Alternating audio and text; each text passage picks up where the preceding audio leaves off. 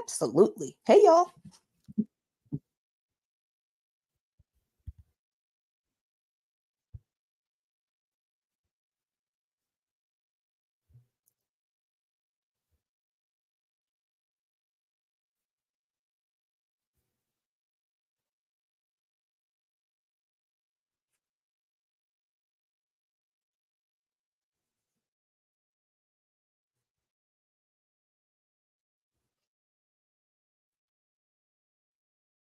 And just earlier today, I saw a video of Cuban President Miguel Diaz-Canel talking about really trying to encourage the Cuban people to come out into the streets tomorrow for Palestine.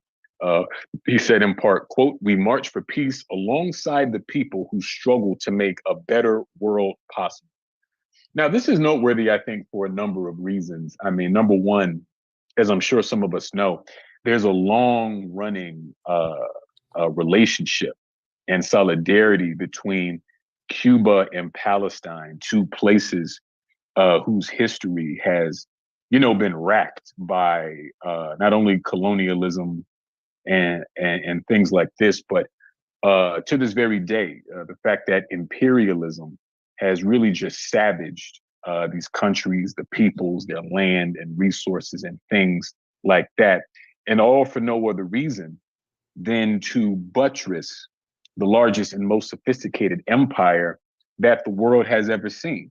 I also think it's noteworthy to see a world leader, a leader of a sovereign country, take his time to record this video, wear a keffiyeh, excuse me, and basically very openly talk about his support for Palestine. And see, for me, I think that's an indication of how vibrant and how much vitality the movement for the liberation of Palestine is right now.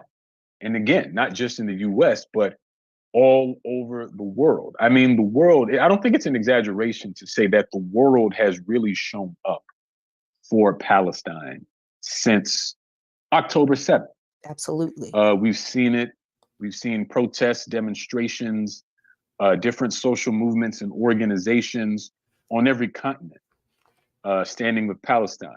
We see different governments at different levels criticizing the US and Israel for the genocide in Palestine and calling for a ceasefire. The United States and Israel's position, in my opinion, is really not tenable at this point. It's certainly not popular. Now, what will happen from here, I think, of course, remains to be seen.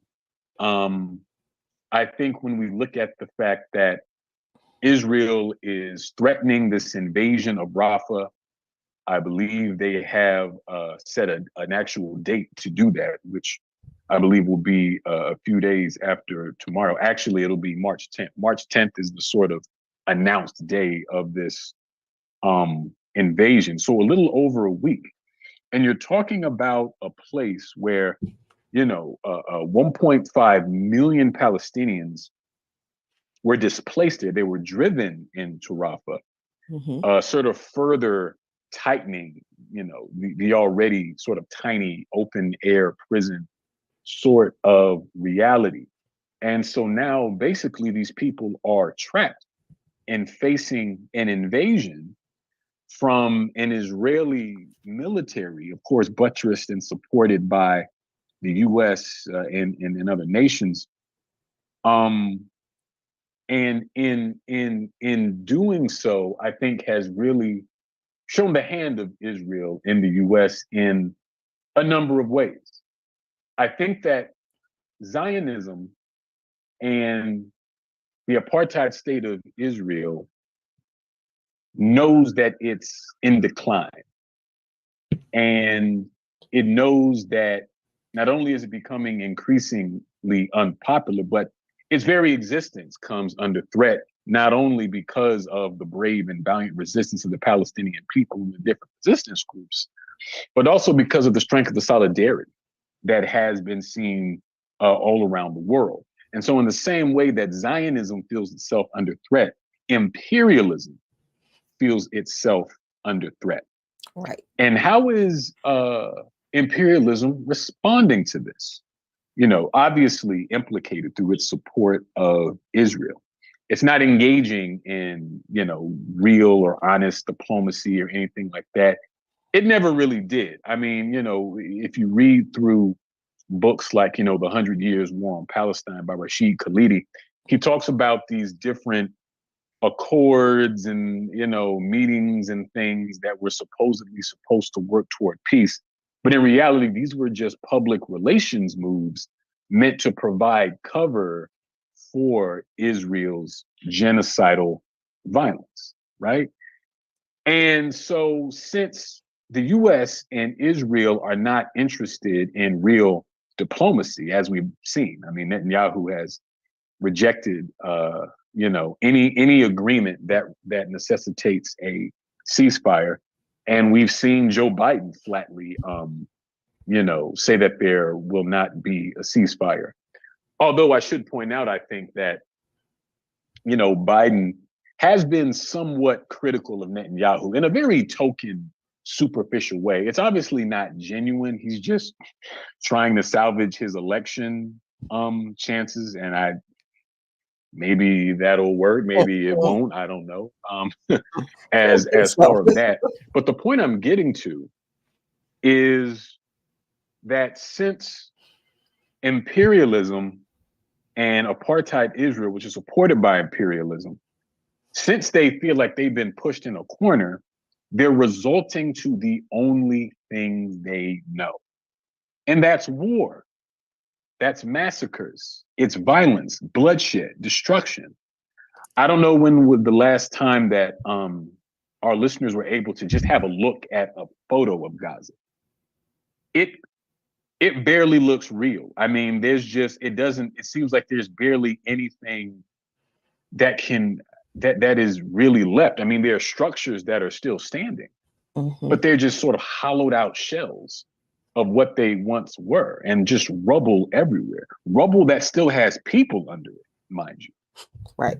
And so even though imperialism and Zionism are using violence to try to maintain their power, in reality, this is the very thing that's undermining their power, because it shows the reality of both what imperialism's interests are and what Zionism's interests really are. And that is this genocide and this ongoing ethnic cleansing. And Washington is more than willing to use our tax dollars, to steal our tax dollars, to carry out this bloodshed, because Israel is a crucial aspect of how U.S. maintains hegemony in what we call the Middle East. And, you know, we've also seen situations like Aaron Bushnell, a veteran who self-immolated, set himself on fire in protest of this genocide. And you know what happened when that man set himself on fire? The police pulled guns on him. Right. They pulled guns on him like he was a threat. You see what I mean? And so this is all of these things that we've been sort of saying. And certainly I wouldn't recommend someone to self-immolate, but this is a tactic that we've seen happen in different parts of history with the Vietnam War and all of these sorts of things. Like Bushnell himself said, is an extreme form of protest. But I think for the rest of us, we would do well to maintain this mass movement that we've been developing, and to continue to build and to continue to strengthen it, as it's clearly still needed. You know, it's important that we're here for the movement. So we salute Aaron Bushnell, and we're clear that the movement itself has to grow and strengthen if these things are to be really addressed, and if Palestine is to really be free. I believe we've got our guests on We for do. We awesome. And so, absolutely do. yeah, and I hope you all will join me in welcoming Bryce Green, a contributor to Fairness and Accuracy in Reporting, also known as FAIR, which you can check out at fair.org. Bryce, thanks so much for joining. Thanks for having me, guys, and glad to see you guys are back up in action. Absolutely. Well, we appreciate that, Bryce, and we're glad to have you on. You were one of our favorite guests. So, the saying goes, Bryce, that the first casualty of war is the truth. And it's a cliche, but it's true, right? And certainly that's the case with the current war on Gaza being carried out by Israel and its supporters in Washington. And before you got on, I was kind of giving a kind of brief overview of things that have developed up until this point, pointing out that there's a demonstration, there's a global day of action tomorrow in support of Rafah. And a big part of that in this case has been the very black and white, sort of purposefully obscuring way that this has been written about in the corporate press in the US, because the corporate press in the US is a pro-Zionist press. It is an imperialist press, but even right down to the events on October 7th, I think have been horribly, frankly, lied about. I almost said misconstrued, but I mean, they have just been lies. And you published a piece about this on FAIR entitled "Shielding U.S. Public from Israeli Reports of Friendly Fire on October 7th." And so this issue of Israel firing on Israeli soldiers, firing on IDF soldiers, and in some cases killing them, has been completely erased from the narrative, even though, interestingly, as you point out, it has gotten attention in Israeli media, and there have even been investigations. So I don't want to say too much, Bryce, but I was hoping you could break down, number one, what is the truth that we know about how some of this played out on October 7th, and how have we seen the mainstream corporate press frame that? All right. Well, on October 7th, on the subsequent days, the American public and the global public in general was pretty much subjected to an intense propaganda campaign designed to do a number of things. One of them was to paint Israel as the victim in an unprovoked attack from terrorists. Another thing was to portray those terrorists as something less than human, doing inhuman acts, equating them with groups like ISIS. And a third thing was to cement that narrative in the public mind so much and so with such intensity that any subsequent facts, no matter what the facts are, would end up having little effect on how people actually viewed the event. And Israelis seem to be pretty successful on that front. The stories that I'm sure we all remember about the 40 beheaded babies, they weren't meant to, they weren't accidents. People didn't accidentally make up the number of children dead when in reality there was only one infant who died that day from Hamas rocket fire. That story was designed to portray Hamas as a bunch of barbarians who do unspeakable atrocities. And this was part and parcel of traditional atrocity propaganda in the Western world. I mean, we saw the same thing in Syria. We saw the same thing in Libya. We saw the same thing in all these different places. And so we've come to learn so much more about the actual events those days on that day, that narrative of just an indiscriminate mass killing, mass rape event doesn't really hold up to scrutiny anymore. One of the initial reports to come out of the Israeli press that upended the narrative, or at least challenged it in some way, was the reports of Yasmin Porat, who was a woman who fled the infamous music festival into a nearby kibbutz, and she was being held hostage by Hamas terrorists who says she says treated her, more or less decently. But her and her compatriots were fired at by Israeli troops, and they ended up killing many of her, all of her compatriots, and also all the Hamas terrorists that were in the house she was in. And so this story was reported on in the Israeli press, like I said, but it didn't get much traction here in the West, here in the U.S. press especially. And that's interesting for a number of reasons. One of them is the American press, unlike the Israeli press, doesn't have overt military censorship. So one would think that more of these stories would be showing up in the U.S. press rather than the opposite. But that's not the case.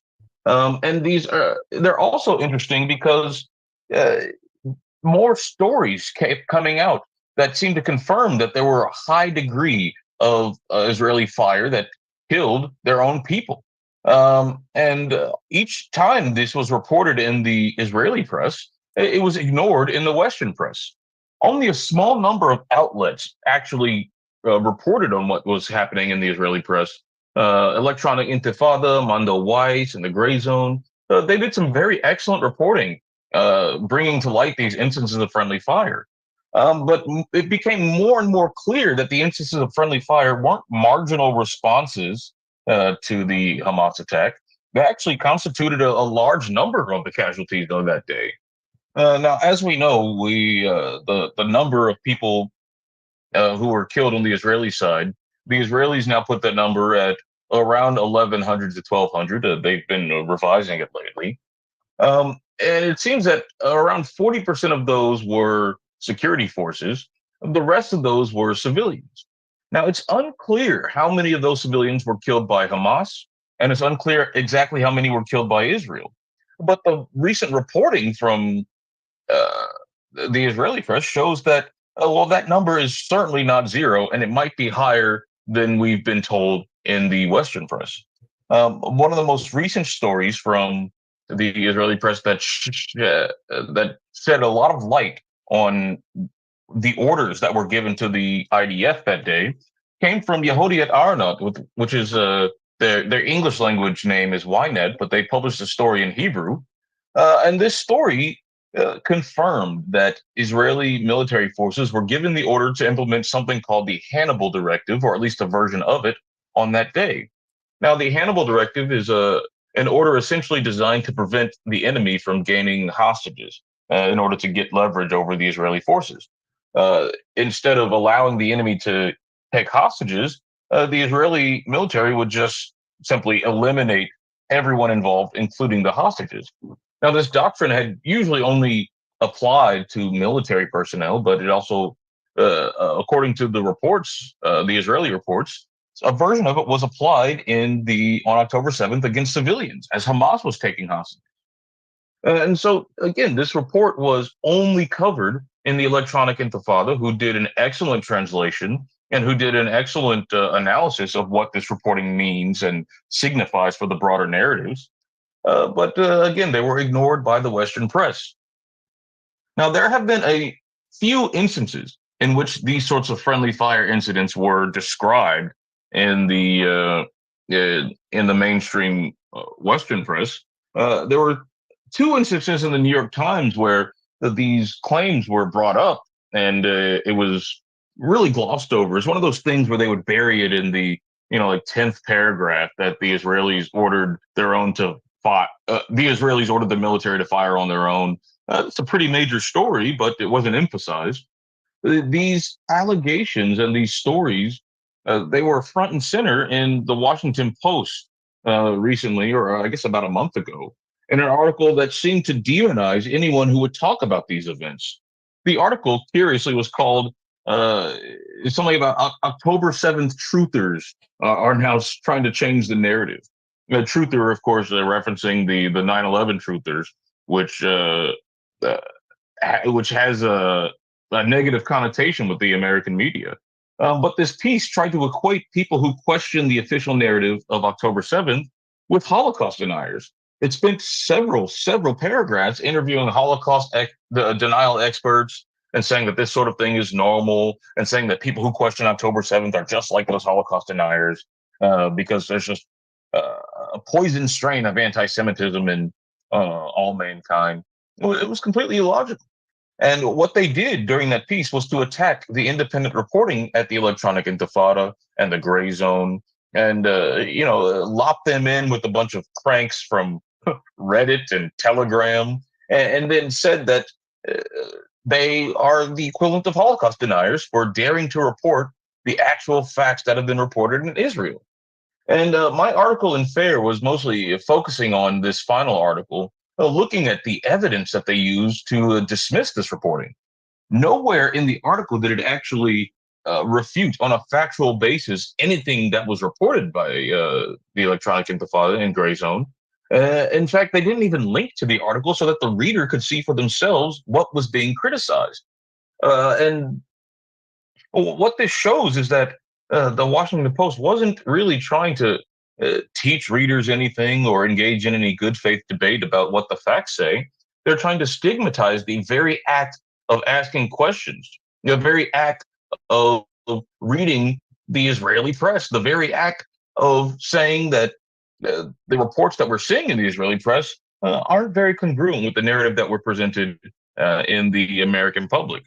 Regularly in the American public, we will say that all the deaths were attributed to Hamas, that Hamas's attack was a terrorist attack designed to kill as many as possible. But if we look at, again, these reports of friendly fire, and we look at these reports of all of the reports that have come out since October 7th, it seems more in line with a military operation, which is exactly what Hamas has claimed. But if we look at the number of civilians who were killed versus the number of combatants who were killed, Israel's response has killed far more higher ratio of civilians than Hamas's attack did. And so to classify one of these as a terrorist attack and another as a military operation, I think is dishonest. And Bryce, you point out in your article that the New York Times piece, I think, that you referenced that was published on December 22nd of last year, you noted that readers had to read, and this is, I don't think I've ever seen anything this bad, but I always say to people, you can read mainstream media, but you have to read the entire article to really get to the little bit of nugget of truth that they're burying in there. And they really did bury the nugget of truth. You point out that readers had to read 150 paragraphs into the New York Times piece before they came to the stunning revelation that an Israeli general ordered an assault on a house full of hostages.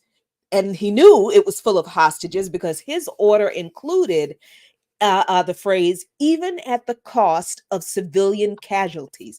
Attack the house, even at the cost of civilian casualties. Now, really, because the U.S.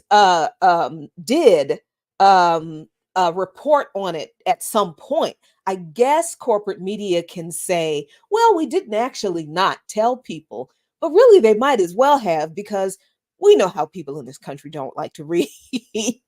So, I mean, even if they do finally report on what Israel has actually been reporting on in Israel about what they've been doing, I mean, even if U.S. media outlets report it, as long as they bury it deep enough in the article, we'll still never know what really happened, will we?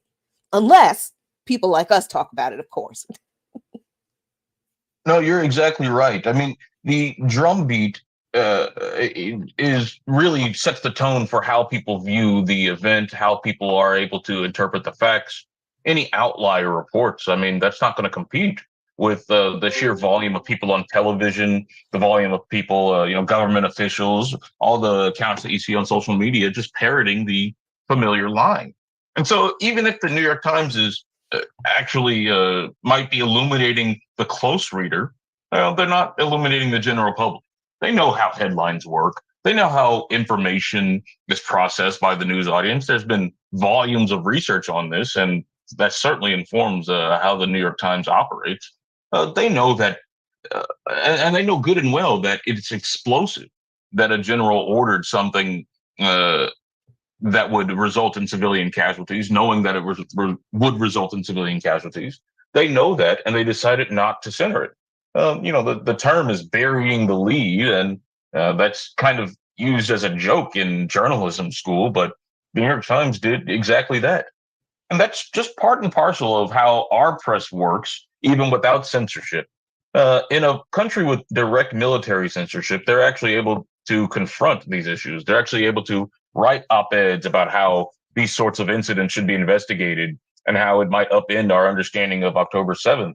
They're able to write that in the papers. But our system of censorship is much more tightly controlled than Israelis' military censorship. And that's because the censorship is less formal. It relies on the New York Times editors and the staff and some of the journalists to view themselves as being on the same team. And when you view yourself as on the same team, you don't need to be told what to do to advance the interests of that team. You simply do it.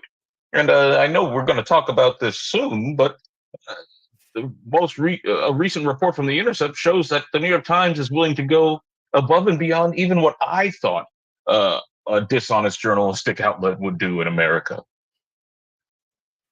Yeah, I was hoping you could get into just that, Bryce, and sort of dig into what the Intercept was reporting on here. Mm-hmm.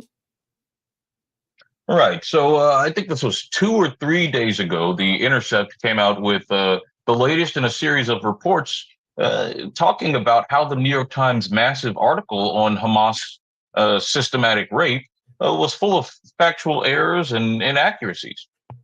Prior to this, the Intercept reported that the New York Times tried to adapt that story that made extreme allegations against Hamas and that was used to justify some of Israel's current actions, Israel's genocide in Gaza. The New York Times tried to adapt that story into a podcast for their show, The Daily. But the producers at The Daily actually were, doing their jobs, and they tried to fact check the article. And to say the least, they found it wanting. And so reporters from there, they talked to The Intercept, and The Intercept reported this. And The Intercept came out with a follow-up story that's largely based on one of the co-authors of that original piece, talking about their experience searching for evidence, searching for pieces of pictures, interviews, testimony to back up the extreme claims. And most of the story is about her not finding anything. It's about her calling to these hospitals and not finding anyone who can corroborate these claims that she's making. And so the New York Times, knowing this, they still had her file the story, attached her to a Pulitzer Prize winning journalist, and then hired her nephew to help report on this story, who also got a byline in the Times, all without having any journalistic experience whatsoever. So they took this woman and they promoted her claims, her unverified and unsubstantiated claims, and they slapped the New York Times logo on it and then printed the story. And then when people found out quickly that the evidence, even as it was written in the story, didn't point to what the headline was saying, but the story was also based on multiple factual inaccuracies, as that came to light, the New York Times doubled down. And they said that they stand by this reporting. And in fact, they instigated an investigation into who might have been leaking things to The Intercept. And so this is just, ultimate journalistic dishonesty. Some of your listeners may be old enough to know to remember the WMD fiasco that led to the Iraq War. Well, this, in my view, seems to be worse than that. Not only are they lying to justify a war, but they're standing by their lies and they're promoting these people all around in different events. And there seems to be very little accountability. Now, the New York Times, a year after the WMD piece, they, apologized, gave a mea culpa. But, by then Iraq was invaded and thousands of lives had been destroyed. And so if the New York Times issues a recall here, it won't matter. The genocide is ongoing and it will happen. They played their part and now they have to live with it. Yeah, but the thing is, yes, the genocide is ongoing, but the damage, the fallout, the collateral damage that I'm sure people will call it, of people losing their jobs, students being blackballed by their own universities, university professors being, losing their jobs, teachers and students in high schools, middle schools being silenced from saying anything supportive of Palestine, and most of that seems to have sprung out of a lot of this story, because a lot of the hysteria from the very beginning came from these claims that Hamas was running around beheading babies and committing mass rapes of women and all of this kind of stuff. And I mean, people lost their jobs for not wanting to go along with those lies, because we knew they were lies from the very beginning. So I mean, that is also still going on, right, Bryce? People are still suffering from the fallout of this journalistic malfeasance. Honestly, this crime against journalism that the New York Times has perpetuated, once again, flat out lied. So what does that mean for all of the other people who were caught up in this net of censorship and denying First Amendment rights, and being arrested at protests that we're supposed to be constitutionally protected to participate in, and all of that kind of stuff? Now that we know who's responsible for this, or at least one of the people who are responsible for trafficking and perpetrating these lies, I mean, what do we do with that? I would like to do something with that. But I mean, considering how frequently the New York Times does this, and they're never punished for it, I mean, is this pretty much just going to be more par for the course, or do we really have some kind of meat here as the collateral damage from these escapades that the U.S. government always enters into, but nobody can ever get any redress from? Well, I think you're right to focus on, how this is, part and parcel of how the New York Times operates, but it's also considered to be the new normal. And I'm also an organizer in addition to the writing work I do. And one thing I tell my fellow organizers, that every injustice, every ridiculous, ridiculous arrest, ridiculous suspension, ridiculous journalistic malpractice, every time that happens, that's an opportunity to bring more people to your side, to educate more people about how the world actually works, about who has the power, about how truth is manufactured and how consent is engineered. It's a time to educate people about that, because you can tell somebody about how the media lies. You can tell somebody about how uh, you should question the dominant narratives of the state and of corporate power. You can tell somebody that, but until they experience it firsthand, that message isn't going to stick as well. I mean, everyone who is a radical or who has a critique of empire can trace their journey back to an event. For some people, it was Vietnam. For some people, it was the terrorist wars in the 80s. For some people, it was Afghanistan and Iraq. For some people, it was Libya and Syria. Well, for some people, it's going to be Palestine. And that's going to, you have the opportunity here to educate as many people as possible about how this manipulation is carried out in practice. Because people see it on their screens, people see it every day when they talk about it with friends. Uh, but it's up to us. It's up to the people with the critique of empire to actually provide a framework to understand what's happening. It's not gonna. You're not going to change the New York Times disposition. I don't think. I don't think any amount of letters is going to keep the New York Times from promoting the next war with whatever lies that they think up to justify it. The goal is to, again, build a power base that's able to interface with independent media, that's able to read corporate media with a little bit of skepticism and a critical eye, and that's able to translate that into a usable, workable action.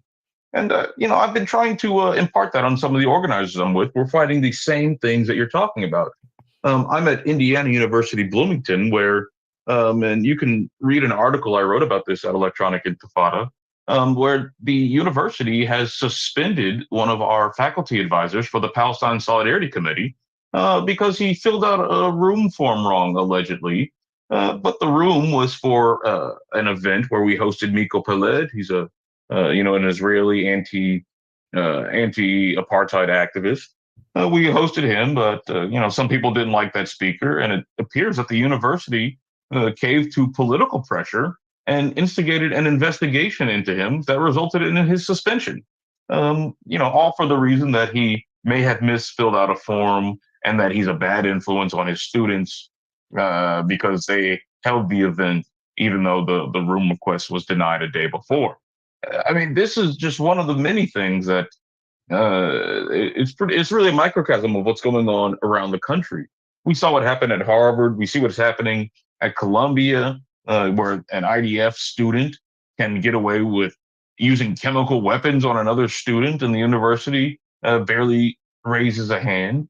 We fight for all these things, and each of these injustices, like I said, is an opportunity to educate as many people as possible, because only that education is going to allow the necessary organization that it's required to actually fight back against these systems of injustice, to fight back against Israeli apartheid, against the lobby that manifests itself on college campuses, in Congress, in state houses, and in just regular civil life, to fight against the corporatocracy that's undergirding all of this. Each of these injustices should be taken as a chance to empower. Yeah, I appreciate you sharing all of that, Bryce. And for people who are interested, that piece you wrote on Electronic Intifada is called "Colleges Serve Genocide by Punishing Campaigners for Palestine." And see, what you just said is the reason why I think we need more journalists as organizers. And you raised a very a good tip for people who are organizing. And that's this thing of highlighting the contradictions. And when you're in the course of struggle, people can see very clearly about what they've been told and what they've been taught contradicts reality. And the whole media literacy thing, I think, is an aspect of that as well. And you use that educational moment to not only help break the, nearly impenetrable wall of propaganda in the United States, while also building the movement. And on a similar note, Bryce, I want to know what you think about how the issue of Palestine and Washington's ongoing open support for Israel's genocide on Palestine and in Gaza. I mean, we've seen Joe Biden give like some, cursory, not even criticisms really about Netanyahu, but like I was mentioning this earlier in the show before you came on, I think he's just trying to, salvage some aspect of perhaps the Arab electorate or the Muslim electorate or the youth voters and things like that. I think in some cases that ship has sailed. But what I'm asking is, how do you think Palestine is reflecting on the internal politics of the United States, especially in 2024, which is an election year? Well, this is an election year, and it's one that they tell us is one of the most important elections of our lifetime, of course.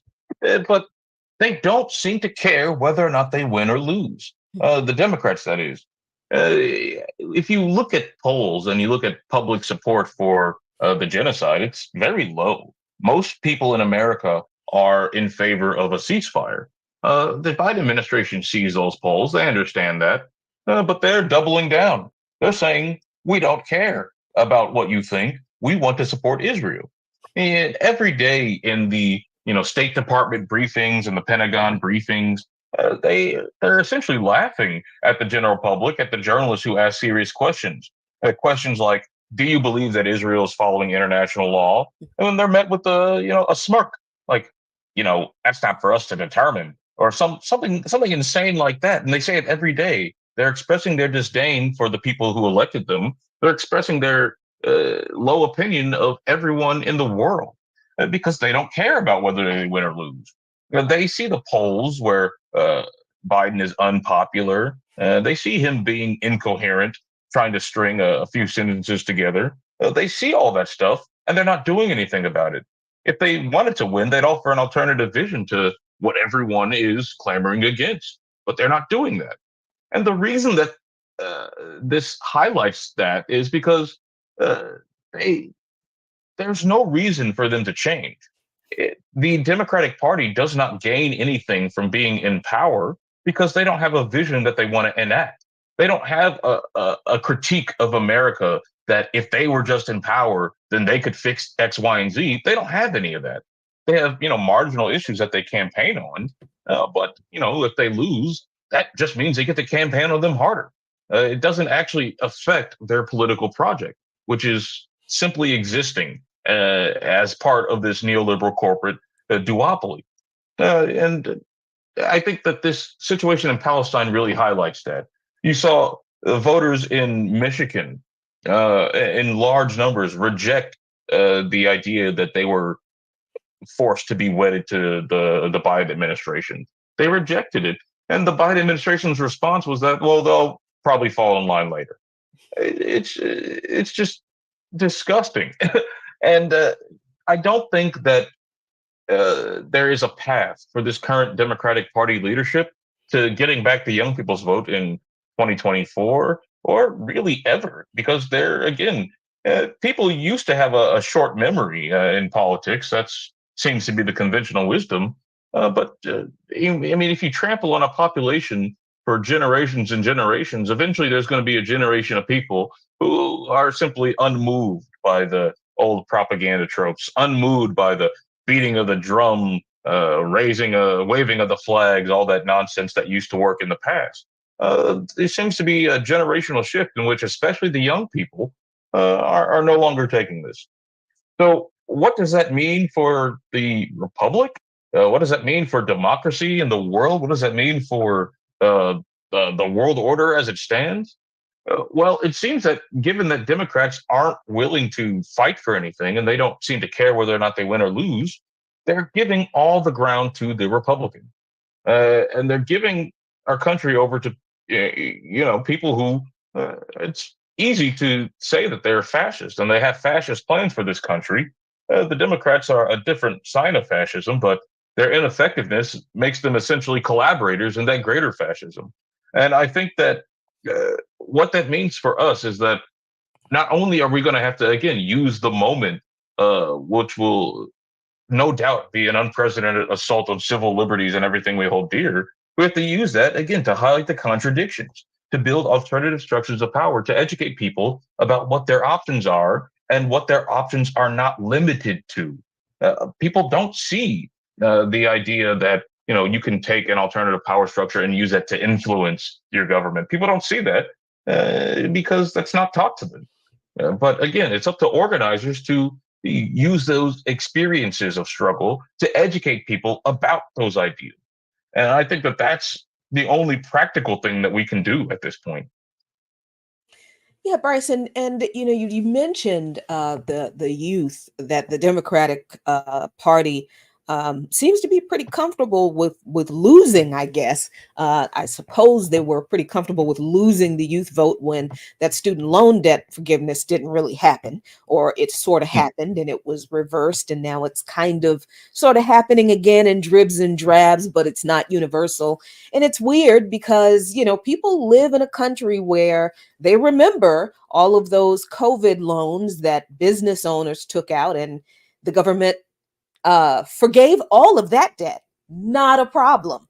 But student loan debt, that's just too hard. So, I mean, there have been serious issues with the Biden administration before his obvious support and enabling of genocide in Palestine. But I mean, what argument could the Democrats have in the face of all of these people, millions of people at this point, who understand a lot more now, I think, at least what this government is all about when it comes to warfare and genocide? I mean, the Democratic Party is not going to get these young voters back, but neither are they're not going Republican either. So I wonder, Bryce, if you think that this moment in time actually provides kind of a decent springboard for a third party to emerge in the electoral field, because I don't see being able to convince people that you should be looking at a third party outside of the obvious horrible reality that people didn't want to uh, um, take into consideration about Biden, that they always believed about the Republicans, right? But now they see, no, the Democrats love genocide just as much. Is this the moment for a third party too? Well, yeah, I would like to believe that a third party might help solve this problem. And in theory, I think a third party would go a long way in alleviating some of the pressure valves. But there's a third party that looks like I wanted to, and there's a third party that seems to be most likely. And it doesn't seem like there's any force around the country that's sufficiently organized to mount a serious grassroots third party challenge. We had a chance with Cornel West, but that campaign, it stalled out. And the only other person who seems to be mounting a serious or a halfway serious challenge to the existing party structure is Robert Kennedy Jr. And Kennedy Jr., he's gone out of his way to not only align himself with Israel's genocide, but to outdo both Biden and any other high-level political official on the subject. And so the idea that he's would be an independent voice against the power structures that we have now, that seems like a dubious prospect to me. And so what does that leave? It leaves a scattering of candidates like who are polling at like 10%, Jill Stein, and I think those Party of Social Liberation women are running as well. But none of those seem to me like anything like a party structure that could rival the Democratic or Republican Party structure. And so I think anyone listening to this and saying, "Oh wow, I wish there was a third party," I think that your time is 2028. I think that now, if you really wanted to have a third party, you need to start working at the local level. Our elections are largely geographic based, and if we can build a local alternative, that can be a framework that we could use to export to different areas in the country. Because you're not going to you're not going to elect a president if a bunch of people in scattered geographic areas that are all minorities in their own states decide that they want a third party president. No, it has to be all of these states having a geographic consensus. And that's easier said than done, but if it is going to happen, it would have to start at the local level first. And so my advice to any organizers who are thinking about this, I mean, look at your local issues. Look at what unites people.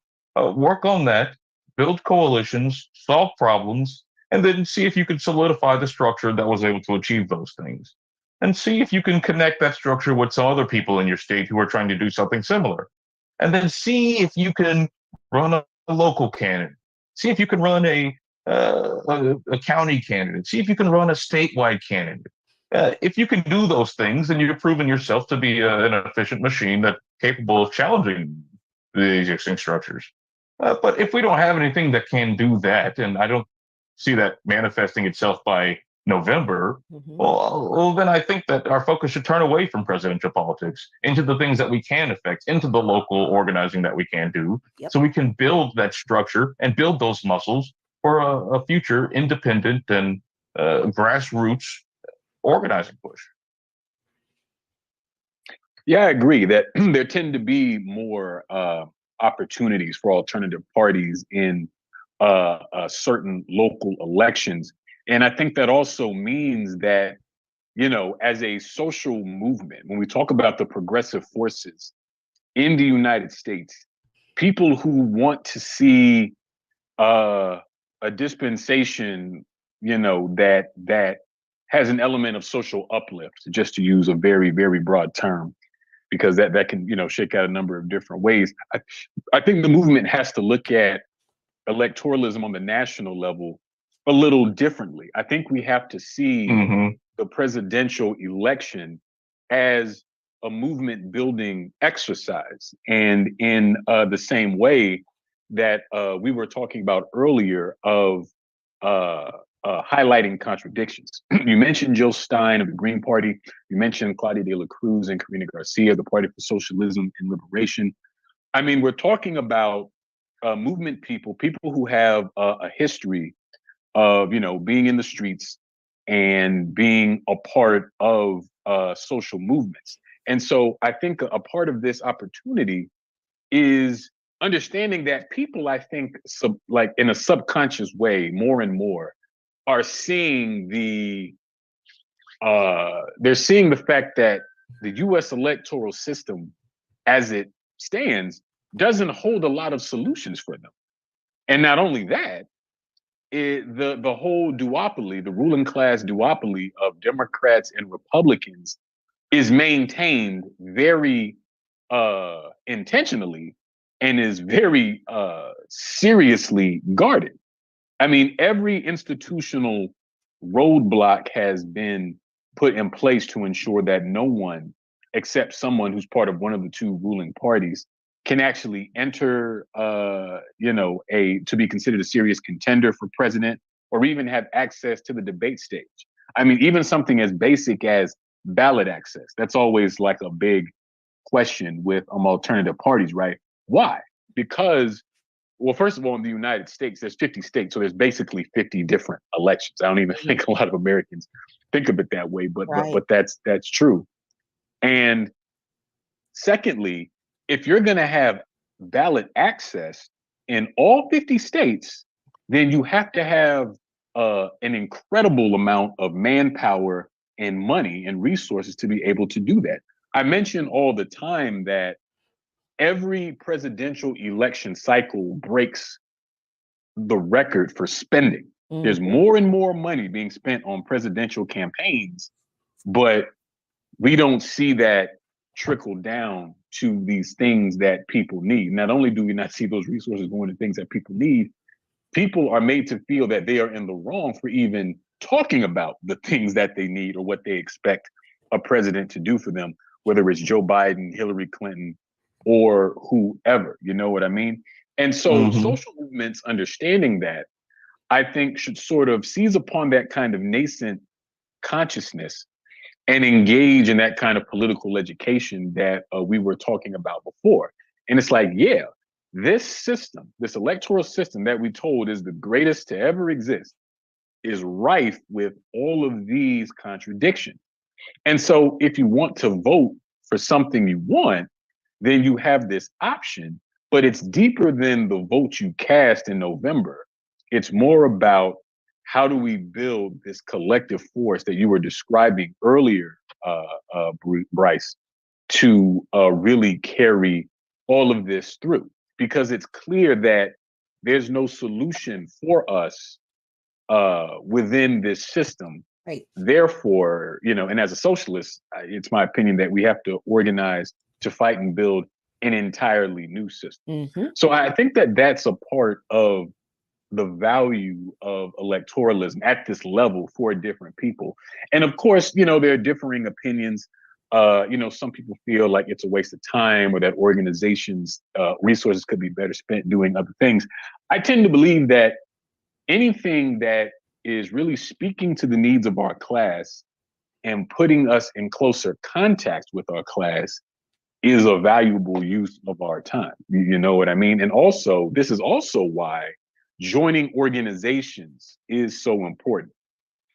And this is something that we try to stress as a movement, is joining organizations, so that there can be, different groups doing different things, and even people within organizations that may be focused on different aspects while others are doing it. It's all a question of how are we organized? That people talk about a lot of things in this political moment, but I think the most pertinent question is, how are we organized and what can we do to develop and build this movement, which will be the only thing that we can sort of build as a real threat to this system that seems invincible. And this is why I'm so glad that, we have, folks like Bryce, who are both great journalist, and also get directly involved in political organizing. I think far too often journalists are standing sort of outside of movements and kind of commentating without being involved.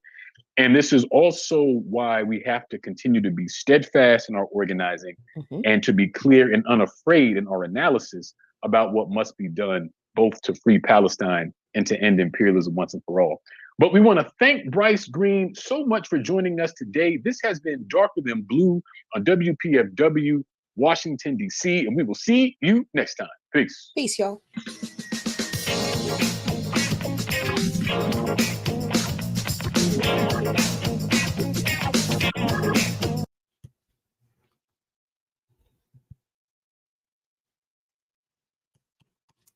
All righty, let's stop sharing that screen. Okay, I have to run. Not doing the extended show tonight because, you know, there's always organizing stuff to do. I'm on my way to speak at the 70th anniversary commemoration of the Great Puerto Rican resistance action that was held in Congress 70 years ago. And you're just going to have to look it up, but they asked me to come out and speak, and I certainly will. So I'm going to head over to the U.S. Capitol. But Tuesday, let me get my WhatsApp out so I can tell you what's going on later on this week's Tuesday. Let's see, can I get this? Because sometimes they share and sometimes they won't. Yeah, there we go. All right. Palestine and Africa, the historical relationship. This is an event that we are co-sponsoring here at Montgomery College at the Tacoma Park campus in room CM711. And this will be on March 7th from 1 to 3 p.m. It's free. It's on Montgomery College campus. Just go and hang out and hear about the historical relationship between Palestine and Africa and the present day struggle of Africans and Palestinians. So the Black Alliance for Peace has that scheduled for May 7th at Montgomery College.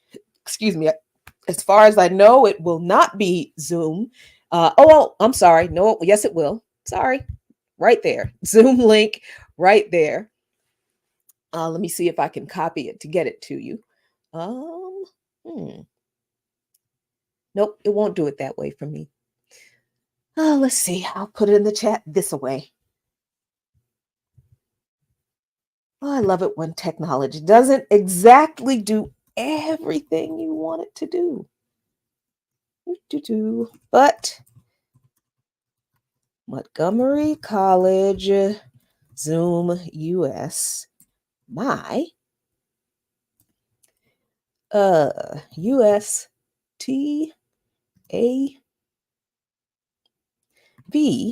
Oh no, that's not right. VUSG, and then there's a question mark, and then there's an OMN, and this is so annoying, but 973-616-217. I think that's it. All right.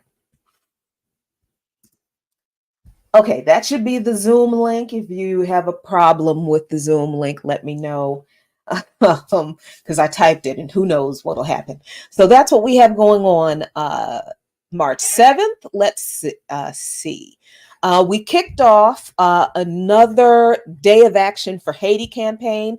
The BAP Africa team, the Haiti and the Americas team kicked off another campaign to support Haiti as they are looking to see whether they can stop this continued attempt to invade Haiti. So we had a couple of people in different chapters around the country do different things to kick off this campaign. We had a banner drop here. Had a couple of comrades in another place just get together and do Hands Off Haiti. We are. Oh, hope you can hear that. The nation remains trapped in neocolonial dominance and threatened by imperialist agendas, primarily from the United States.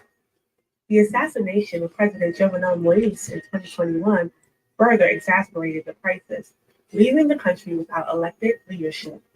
Unelected Prime Minister Ariel Henry, perceived as a puppet for foreign interests, particularly the US, UN, and core group, obstructs Haitian sovereignty and suppresses popular dissent through paramilitary groups and police violence. Avoiding the ensuing chaos, de facto Prime Minister Ariel Henry seeks to deepen foreign military intervention under the guise of pan-Africanism, as evidenced by William Russo's offer of troop deployment with U.S. support, which results in an occupied nation stripped of self-determination with external actors seizing authority.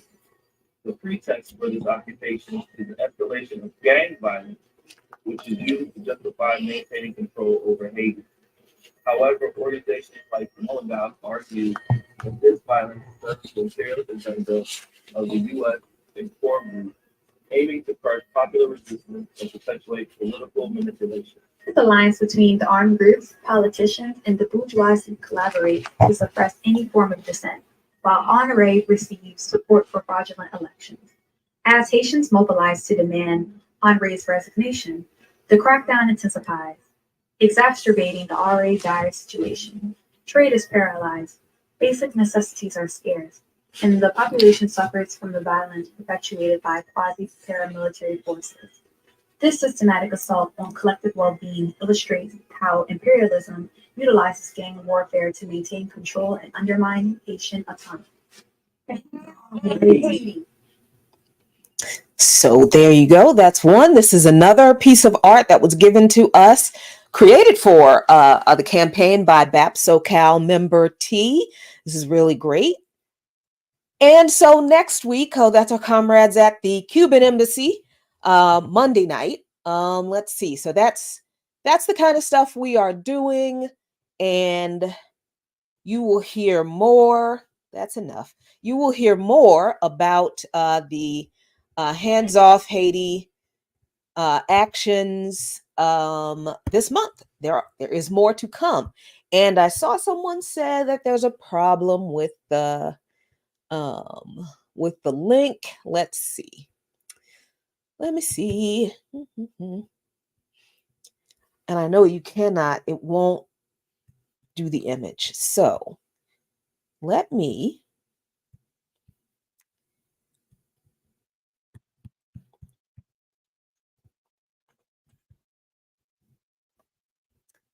all right. And you probably really can't see that.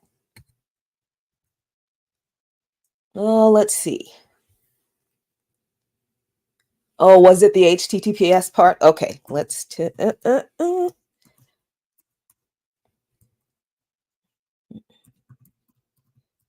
Montgomery College, Zoom, US, my, USTAVUSG, freaky question mark, OMN equal 73616600217. All right. Let me test it, make sure it does work.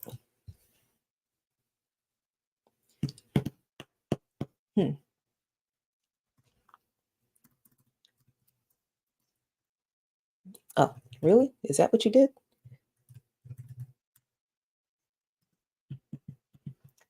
Huh. Oh, that's why.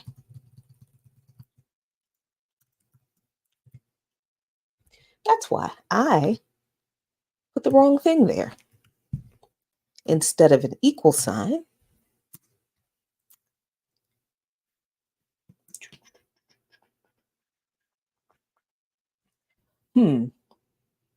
all right, I am going to have to get this Montgomery College, Zoom US, my USTAVUSG question, OMN equals 97361660217. Yeah, I am not sure what the problem is here. So I'm going to have to get the correct Zoom link for you and drop it in on you next week. I don't know. When is March 7th? Lord, I'm all over the place. It's nuts. This week it has been really quite crazy.